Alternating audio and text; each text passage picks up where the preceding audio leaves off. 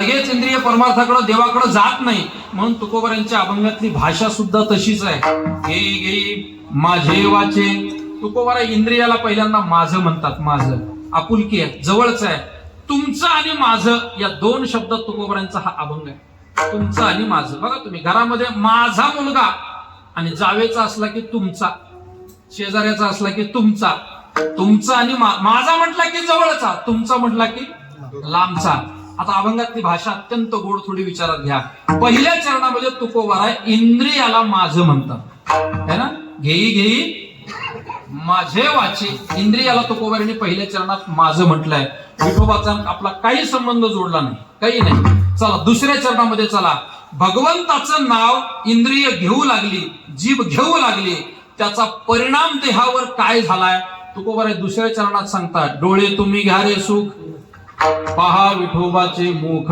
म्हणजे पहिल्या चरणात इंद्रिय माझी आहेत, विठोबा तसाच आहे.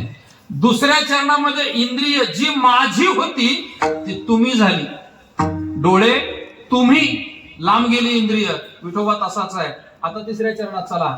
तुम्ही ऐका रे कान, माझ्या विठोबाचे गुण. पहिल्या चरणात इंद्रिय माझी आहे, विठोबाशी संबंध नाही. दुसऱ्या चरणात माझी इंद्रिय तुम्ही होतात, विठोबाचा संबंध नाही.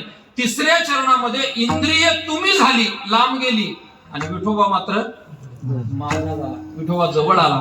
थोडं थोडं इंद्रियाला जर आपण भगवंताकडे नेऊ लागलो, नामस्मरण करू लागलो, त्याचा होणारा, चित्तावर होणारा परिणाम तुकोबारा आहे.